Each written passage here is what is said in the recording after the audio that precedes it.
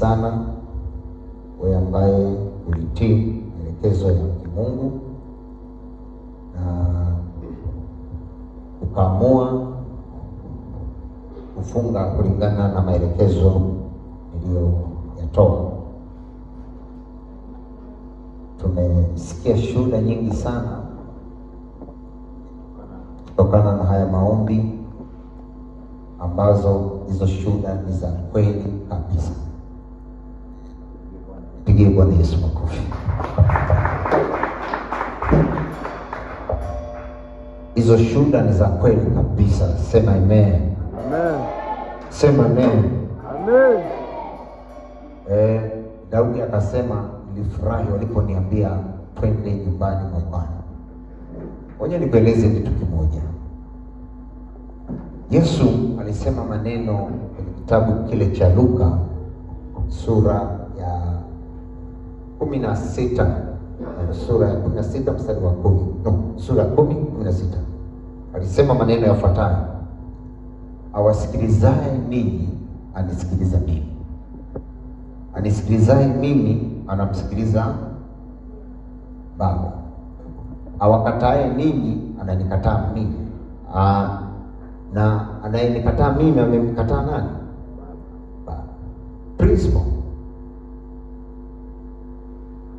Unapotangaza jambo, huwa ni majira ya Mungu yamefika kwa mtu kumtembelea, na mara zote watu hawajui majira ya Mungu.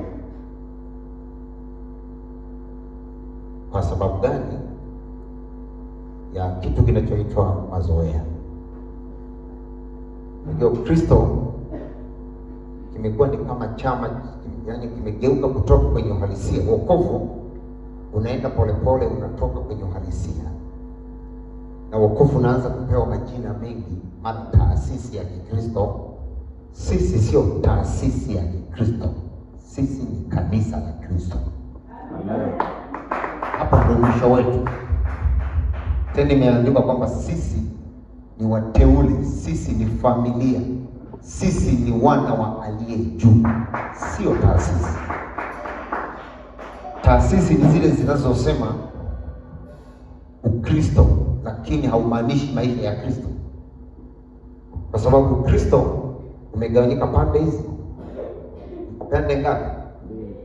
Si utakaposema wewe ni Mkristo ukajiambia umeokoka. No, Ukristo unagawanyika katika sehemu hizi mbili.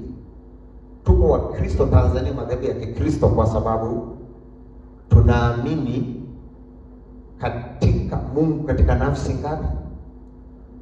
Unamalizia nafsi ngapi? Ndio tunasema hao ni Wakristo wanaamini Yesu. Lakini Ukristo namba 2 ambao ndio Yesu anautaka na ulioanza, Ukristo namba 2 ni Ukristo wa maisha wa kumfuata Yesu.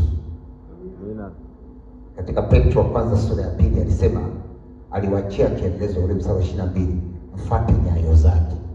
Ule ndio Kristo namba ngapi? Namba 2, na ndio hilo kanisa la Kristo aliolinunua Yesu kwa damu yake. Haleluya. Amen. Kwa hiyo mara nyingi naweza kutangaza kitu mtu anachukulia kama kawaida, na nilishawahi kukwambia hivi, mazoea ya aina yoyote, hata kwenye maisha ya kawaida tu, ukiwa na mazoea huwezi kupiga hatua. Ukiwa na mazoea ya kitu fulani, kwa mfano unafanya jambo fulani, haoni matokeo, unaendelea kulifanya lile lile. Mfano unasema hivi, nataka niwe tajiri kabisa, lakini namna ya maisha unayoishi hayaaksi ule utajiri unaotaka. Yaani unaishi maisha ambayo sio. Nakupa sifa za matajiri. Tajiri, sifa ya kwanza, halali. Analala mchana, usiku anaamka saa 9, anapiga mahesabu, anawaza. Kwa nini usiku? Kwa sababu wakati ubongo umetulia. Wewe unalala mpaka saa 3 na unaamshwa mpaka unamwagiwa na maji kitandani kufanya kazi. Kuna utajiri hapo? Hapana. Cha pili, tajiri anafanya kazi kwa bidii kana kwamba hatafanya tena. kwa moyo, wewe mpaka usimamiwe ndio ufanye. Uko kwenye kibarua, huyo supervisor akisinzia kidogo, kama amesinzia, unapiga wewe ni cheki, huyo amesinzia. Uwezo kwa tajiri. Ya tatu, muda. Kama uko serious na muda, uwezo kwa tajiri. Hata kama ungeongewa mpaka masaa 80. Kwa hiyo kuna principle za kufanya uwe mtu fulani kwenye maisha. Usipozifuata, dunia itakuweka kando, hata kama uko. Sasa mazoea ndio yanafanya Waafrika na Watanzania, kwa sababu ukiangalia kama Watanzania mara nyingi ni watu wa kulaumu na kupendelea tu story kwa uongo, yaani vitu serious hawako. Sasa ile spirit iliyoko kwenye mambo ya kisiasa, kutokuwa serious wapi, inakuja mpaka kanisani. Kwa hiyo mtu anaokoka anaona vitu vya Mungu ni vya nini? Vya kawaida. Usifanye vitu vya Mungu kwa kawaida, lazima uwe serious. Haleluya. Usifanye vitu vya Mungu kwa kutokumaanisha, ufanye kwa kumaanisha.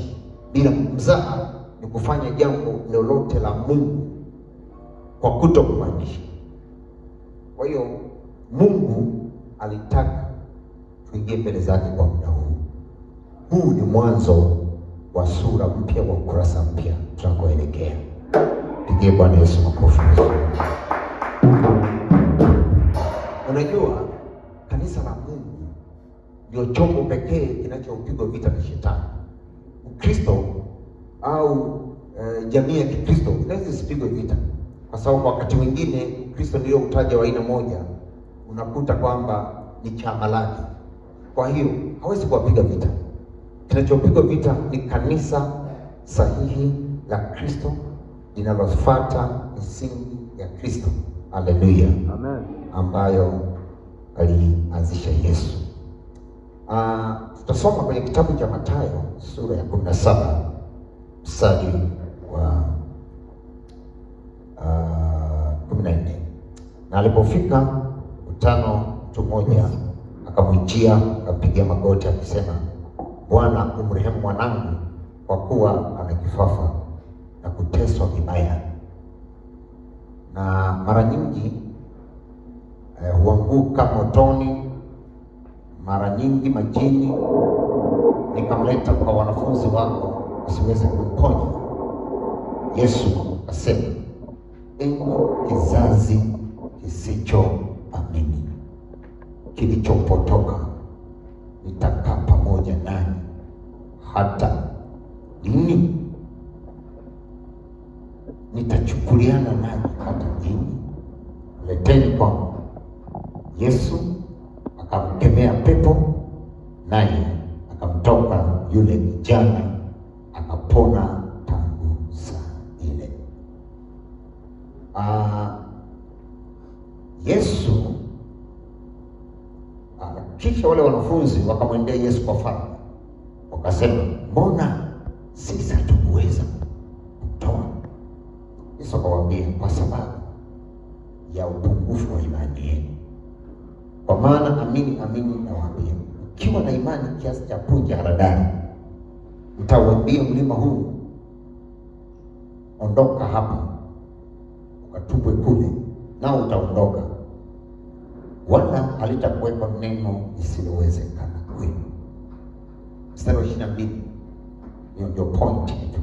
Lakini, hebu tuseme wote, lakini namna hii haitoki ila kwa kufunga, ila kwa kusali na kufunga.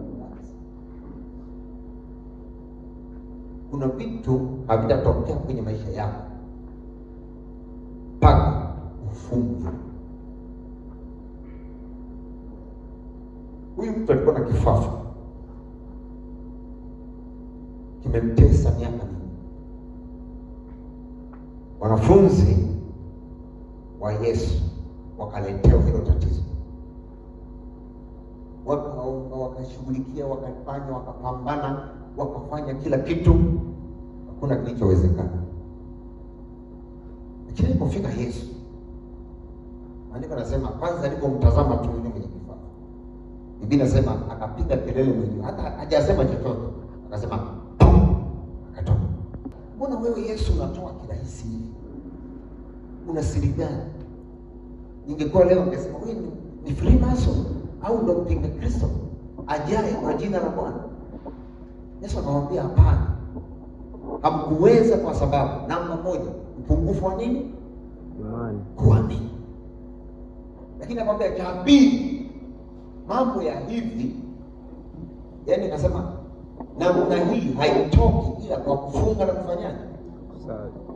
Maana yake nini? Neno namna hii maana yake kabila hii, aina hii ya pepo, daraja hili la pepo, hili pepo la aina hii huwa haliwezi kutoka mpaka mtu unafunga na kuomba. Kwa hiyo ndio maana unaona hapa mwenyekiti wa mama ameshuhudia alivyoomba na amefunguliwa. Tumeshuhudia watu mbalimbali hapa wameshuhudia vitu vingi kwenye maombi haya. Usingefunga na kuomba kama unakula ugali wako wa dona zako hizo, ukala na sangara hizi za Ziwa Victoria hapa zinazopatikana hapa nzuri, ukanywa na chai yako ya asubuhi na mandazi yako, hayo mambo yasingetokea. Usingepata na mafunuo, chochote usingekipata. Amen. Kwa nini? Kanuni inakutaka ufunge. Kwa nini Yesu alirahisisha? Kwa sababu ukisoma Mathayo sura ya 4 mstari wa kwanza, Biblia inasemaje? Sote tunasoma Biblia. Akaongozwa na Roho Mtakatifu muda wa siku 40 ili afunge na kufanyaje? Akafunga siku ngapi? 40. Zina maana. Siku 40 zina maana. Elia alifunga siku 40. Wanaweza kutembea miaka 40. Unapofunga siku 40 means hakuna ufalme wa aina yoyote utakao kushinda. Haupo. Popote pale utakapoenda ukifunga siku 40. Ukifunga siku 30 kama tulizozifunga hizi, hakuna nguvu yoyote itakayokushinda wewe kuanzia sasa. Amen. Hakuna jaribu lolote utakalolialia. Kwa sababu gani? Chochote kabla hakijakufikia utakuwa umekijua. Yesu alipofunga siku 40, siku anatoka, shetani akamtokea. Kitu cha kwanza kilichomtokea ni nani? Shetani. Lakini haisemi kwamba shetani alikuja kama shetani, alitumia mawazo. Yakawa anamletea mawazo. Sasa hivi una njaa, si ungeuza haya mawazo. Akitazama jiwe anasema sina uwezo. Na wewe yani yeye ndio anayejiambia, sinaweza nikaligeuza hili jiwe likawa mkate nikala. Alafu hayo mawazo yashindwe kwa jina lake. Anakemea. Anajipandisha juu. Mawazo yanaruka juu. Nikijirusha hapa je? Yaani anajiambia mwenyewe nikijirusha hapa. Yaani shetani alikuwa anadili na nini? Na mawazo ya Yesu. Sio kwamba alikuja kabisa hivi eti anaanza kuongea naye. Bana. Kwa hiyo nataka kusema nini? Unapokuwa umefunga na kuomba, maana kuna madaraja ya falme za giza na nguvu za giza unazizuia katika ulimwengu wa roho zisifanye kazi. Amen. Halafu nafsi yako na roho yako zinakuwa na mawasiliano ya ukaribu sana na Mungu, kwa sababu kuna makelele ya wananzengo. Unajua shibe ndio inaleta matatizo. Mtu akishiba ndio atakuwa na tamaa ya uzinzi. Mtu akishiba ndio atapiga umbea kupita kawaida. Umeshiba na nguvu ya kuongea na kuwepo. Lakini kama hujashiba hakuna chochote kitakachokufanya. Huwezi ukaongea, unaona kuongea ni kama unasumbuliwa. Ndio maana Elia alipotaka kuzuia dhambi, cha kwanza alizuia tu mvua, watu wapate njaa. Hakuna kahaba aliyejiuza, wote wakawa wema. Utafanya uzinzi hujashiba. Ndio maana watu kabla ya kuzini lazima mnunulie chips na kuku, mwe na mkate, mwe na soda, apate nguvu. Uwezo kazini bila kula. Kwa hiyo kisha akatwa njia, hakuna kuzini hapo au kuzinzi au. Unapofunga na kuomba, unavunja kabisa zile spirit, zile tamaa zote. Amen. Naelewana mpaka hapo? Pigie Bwana Yesu makofi. Kwa hiyo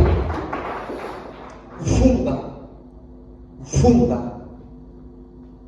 ni kuua mwili, ni kuambia mwili kufa.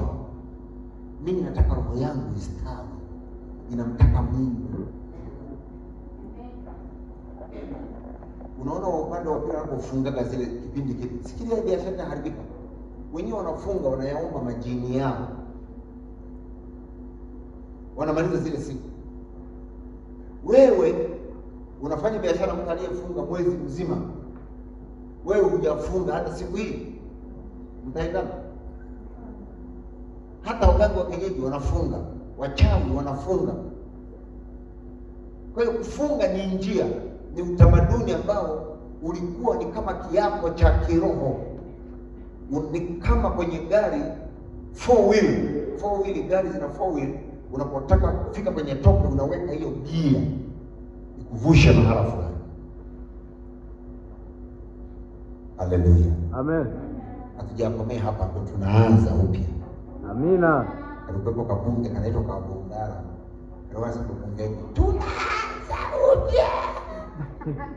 Mwambie jirani yako, tunaanza upya.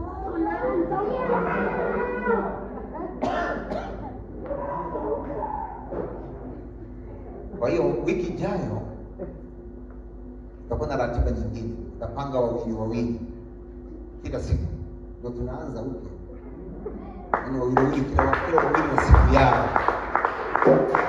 Na pengine hilo zoezi litaenda mwezi mzima. Wawili, yaani ukifunga nimemaliza mpaka tena wiki inayofuata. Amen. Amen. Nataka iwe senta ya maombi na utukufu wa Roho Mtakatifu. Haleluya. Amen. Hawezi kushuka Roho Mtakatifu kama kanisa halifungi na kuomba. Hamna. Sio unasema ile ndio bado. Kama kanisa la wala ugali tu. Mchungaji mla ugali, shemasi mla ugali. Yaani hakuna hicho kitu. Mtakuwa ni kusanyiko la watu wanaoitwa wanani, lakini nguvu za Mungu hazipo. Kwa hiyo sisi hapa, Mungu hataki tuwe Wakristo wa kawaida, tuwe chombo na familia ya Mungu ili kutangaza ufalme.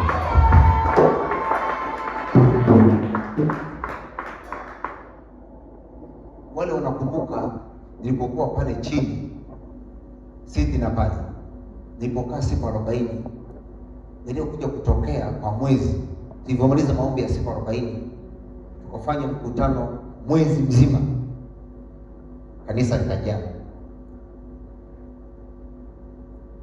tukajenga na kanisa mpaka leo lipo. Haleluya, amen. Tumetoka hapo tumekuja hapa na penyewe kanisa limeota tu kama nini, kama uyoga. Kwa nini? Zile siku 40 nilifunga na kilo 115, nilimaliza maombi yale na kilo 50, 60 ziliisha. Kwa siri kuna chajui swala nini, nilikuwa nakunywa maji tu ya vuguvugu ili damu isigande. Kwa sababu nilisoma siku 40 siwezi kufa na sikufa.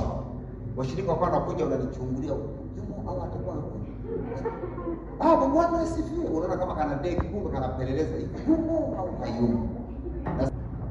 Kilichotokea niliwashuhudia. Mungu alifunua vitu vya ajabu katika kanisa. Nilikuwa nashughulika na mfalme wa anga. Ile wiki ya pili nikaona dude kama nyani limetua katikati ya kanisa, kama mawili yakatoka. Mungu akaniambia, huyu ndio mfalme wa anga hiyo, kanda ya ziwa. Nikaja la mkoa, nikaja la wilaya. Kanisani akatokea mtu alikuwa kama dhabahu. Ile kanisa pale mwanzoni lilikuwa na kichuguu kinawekewa dawa na dawa. Mama nani anafahamu?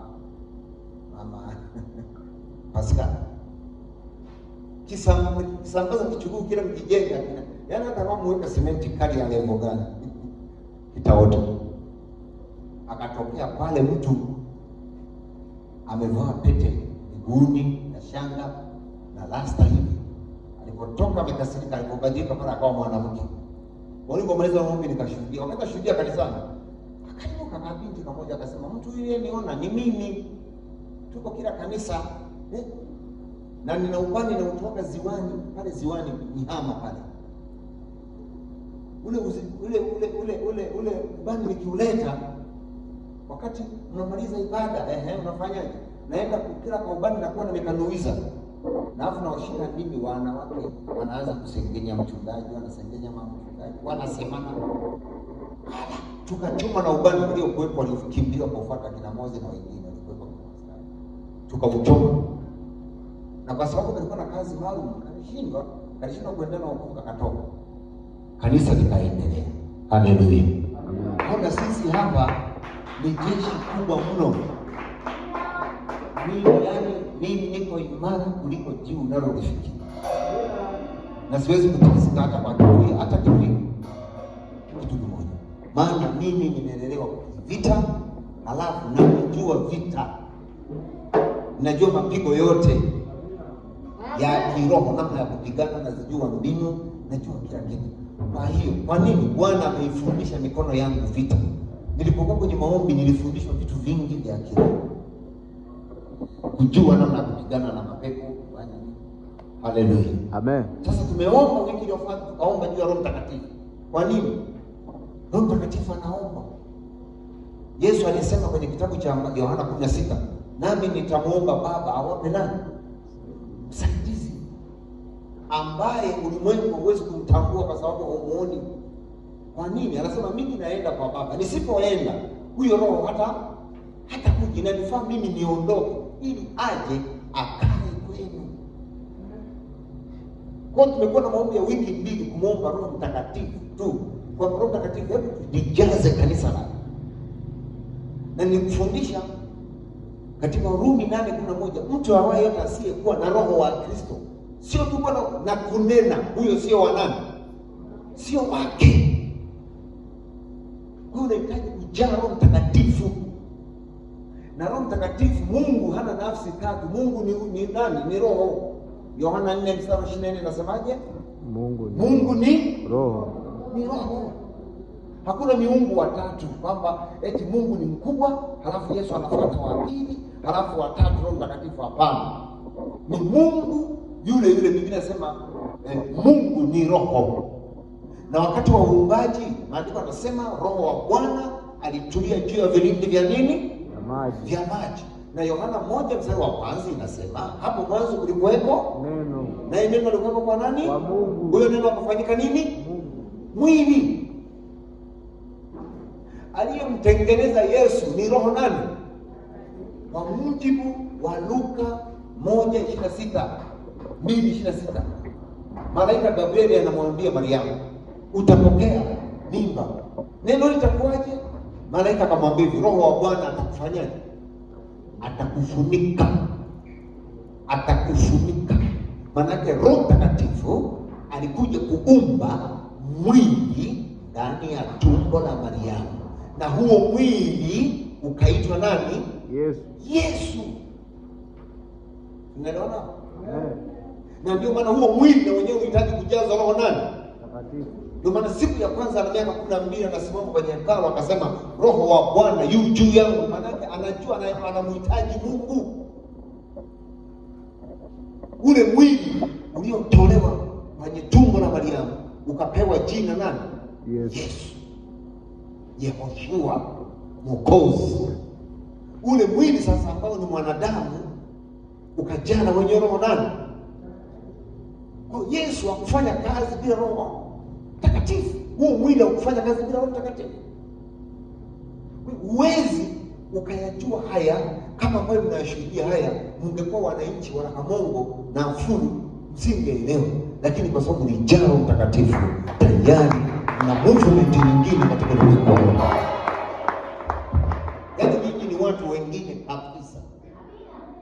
Yaani Jumapili yaliyotendeka hapa ni makubwa mno. Na nikasema muendelee kuomba katika Roho. Msiombe Kiswahili.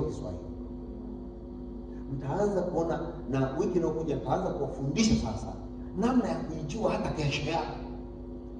Utakuwa mbele ya kesho.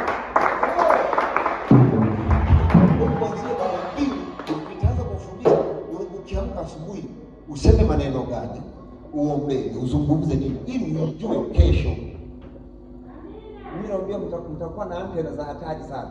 Na mimi nataka wewe kufunga.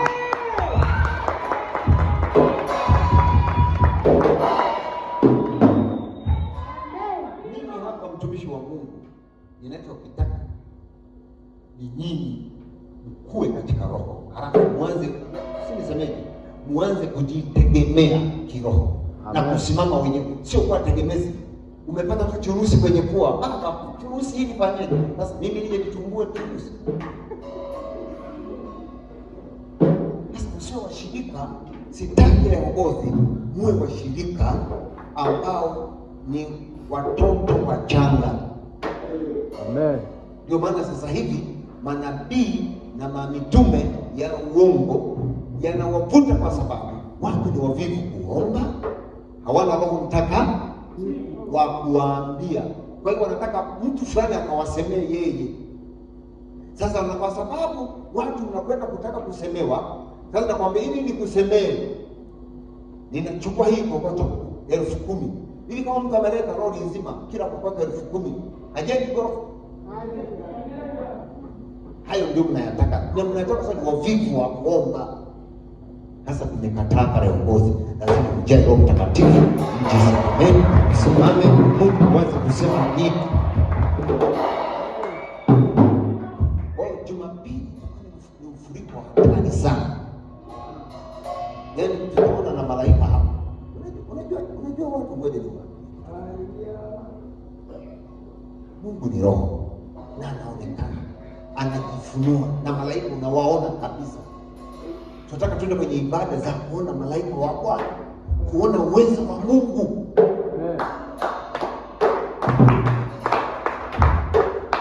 Yaani na wewe mwenyewe unajua kweli leo nilikuwa mbele za nani? Za Mungu. Ukienda kwenye biashara yako unaona vitu vinatembea.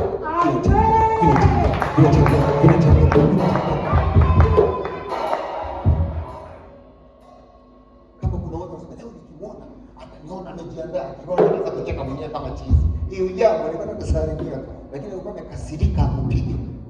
Alafu nikitazama sana anacheka mwenyewe. Na mama mmoja mume wake alikuwa hataki aokoke wakati na kuchunga huko Geita. Sasa yule mama akidogo anapigwa. Akienda kusali, mume wake anasimamia hapo mlangoni, kipigo kesho tena uende ukija na kutandika tena. Nikamwambia sasa fanya hivi, nikamfundisha. Nikamtamkia, alafu ufanye hivi. Alikwenda sio kutoka kanisani, anafika pale. Umetuombea na wewe, umetuombea sisi. Malaika wa Bwana anakuwa ametangulia. Akasema bosi, mkali sina kazi. Kuna kazi kwa sababu una Roho Mtakatifu. Baadhi yao rudi, una Roho wa Mungu kwa kurudisha mtu. Wewe ndio wa kwanza unapata kibali. Unapendelewa na Bwana. Amen. Pige Bwana Yesu makofi. Hiyo unahitaji kujaa Roho Mtakatifu. Amen. Unahitaji kujaa Roho Mtakatifu. Amen. Roho Mtakatifu ni Mungu, sio watatu.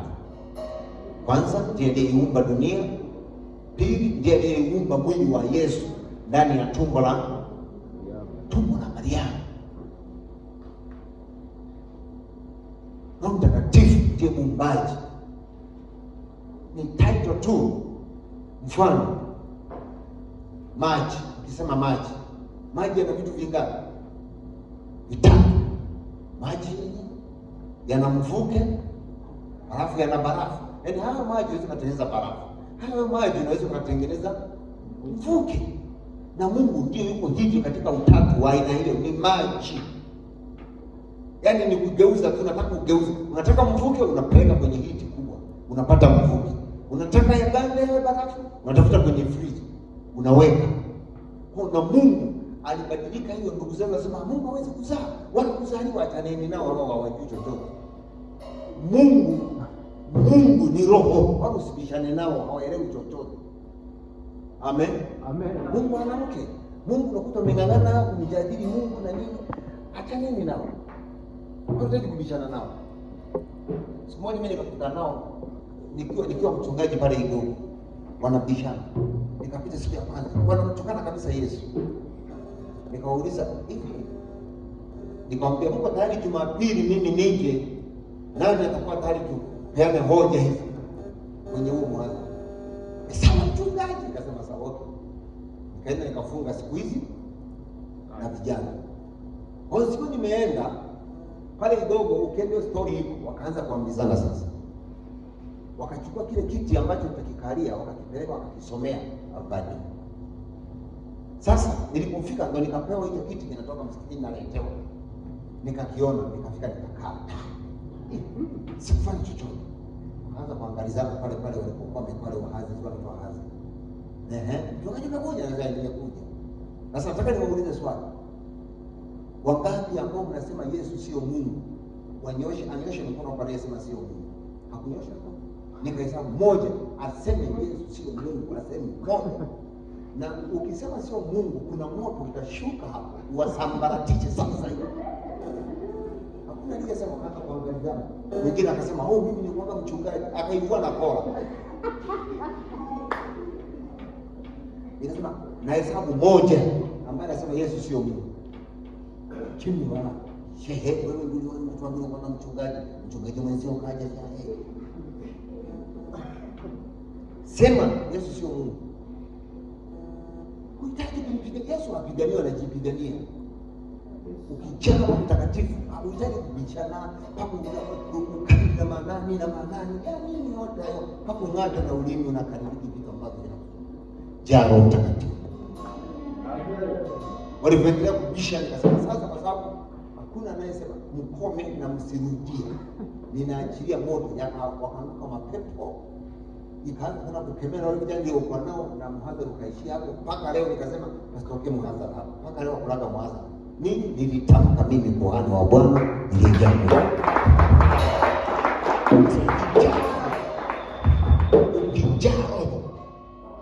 unakwenda ujasiri. Haleluya. Amen. Haleluya. Amen. Unafika kwenye biashara yako unaambia wewe mchicha. Mafungu yote na wapa saa moja. Umekamili maisha. Unaimba kimoyomoyo. Wateja wakija karibuni unaongea Kiswahili. Unashangaa mchicha wako umeisha. Biashara yako imeisha. Kila kitu kimeisha. Kwa sababu umeenda pale. Haleluya. Nenda kwa lugha ita malaika wa Bwana. Usiipe damu ya Yesu kwenye biashara, ishakukataza. Kwa sababu wanaonunua sio kwamba wameokoka. Wengine wana mapepo, wengine wana majini. Ukiita damu inakaa hapo kweli damu. Wakiona damu hiyo biashara haiendi, wanakimbia. Wewe ita tu Bwana ili ufanye kazi. Haleluya. Amen. Umeelewa mpaka hapa? Amina. Kwa hiyo tusimame tumshukuru Mtakatifu. Tukao tunahitimisha maombi yetu. Jua kutoka hapa uendelee kunena kwa lugha. Roho Mtakatifu anapokuwa ndani yako, na kwa sababu ufunga na kuomba, utaona maisha yako yanabadilika. Utapata mafunuo ya ajabu. Amen. Na Jumapili hiyo utawafundisha vitu vingi sana. Na Jumapili hiyo itakuwa ni ibada maalum ya shukrani. Amen. Tunamshukuru Mungu kwa ajili ya maombi haya, lakini tutakuwa na sadaka za shukrani. Kanunue bahasha yako, weka humo sadaka njema.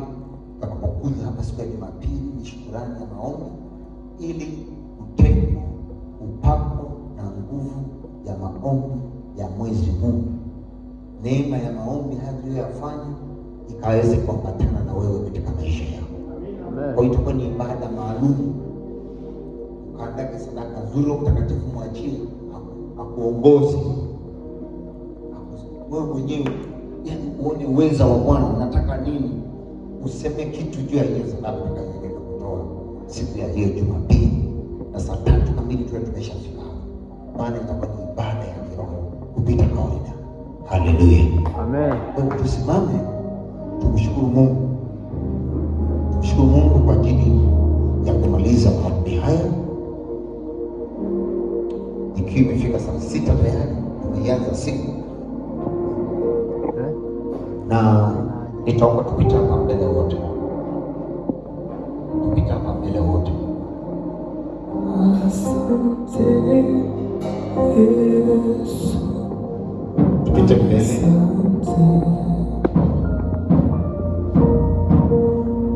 Asante Yesu. Asante. Asante Yesu. Asante. Kwa wema wako. Asante. Kwa wema wako. Asante. Asante Yesu. Asante. Inua kila moja. Asante Yesu. Asante Yesu. Asante.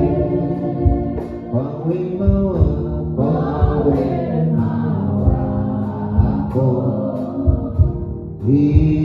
Asante. Kwa wema wako.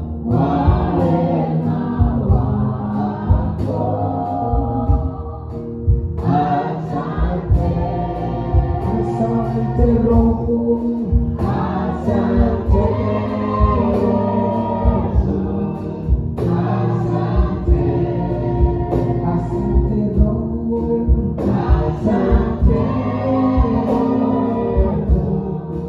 Asante.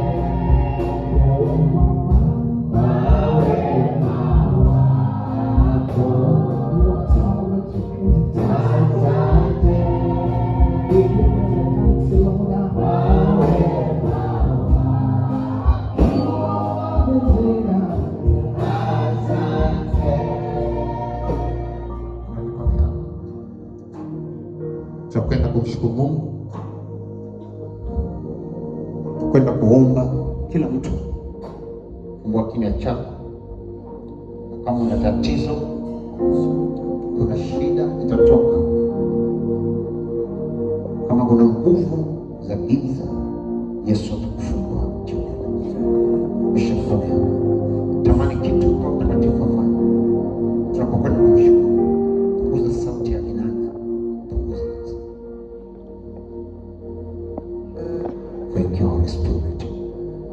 Anza kumshukuru. Fungua kinywa chako. Shukuru Mungu kwa ajili ya kumaliza. Chapa mikono yako kwa nguvu kabisa. Shukuru Mungu. Shukuru Mungu. Omba. Shukuru Bwana. Shukuru Mfalme. Shukuru Mtakatifu Yesu. Shukuru Mungu aliye hai. Shukuru Mtakatifu. Baba, tunakushukuru kwa wema wako. Paza sauti yako, mshukuru.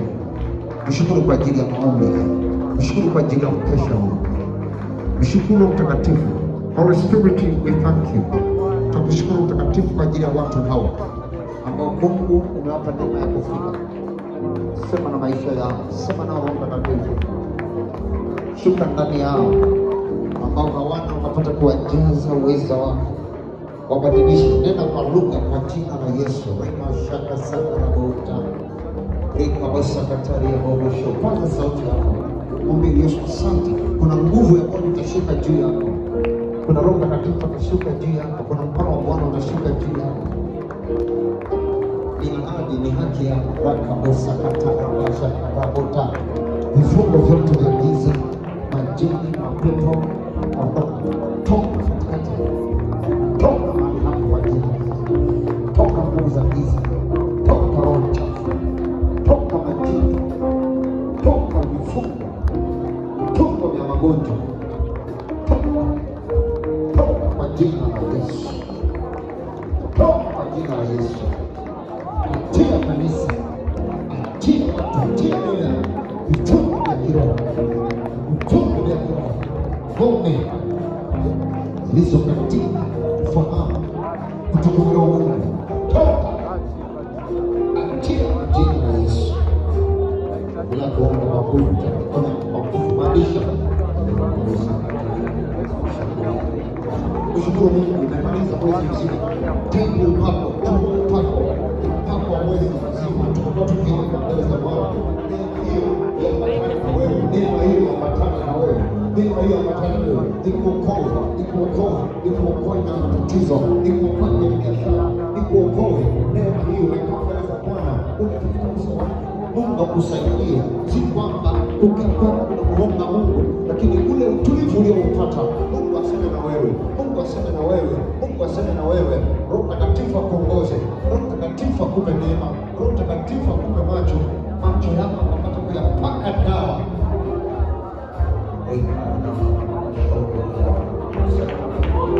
Shakara kuturika kama sekataria ya mashakaria bila mato sakataria bila mashakaria hii kuturika kama yes. Paza sauti yako ushukuru Bwana. Peko sana kuturika yes kana mama shukuru bila sana nikara na mama shukuru yes. Roho Mtakatifu omba katika roho, omba katika roho, omba katika roho, omba katika roho. Speak in tongues, yes. Speak in tongues, speak in tongues. Sio kwa Kiswahili, speak in tongues. Pokea Roho Mtakatifu. Namba osha kala beka sasa. Ikasha kala. Ikara baba sema tabia.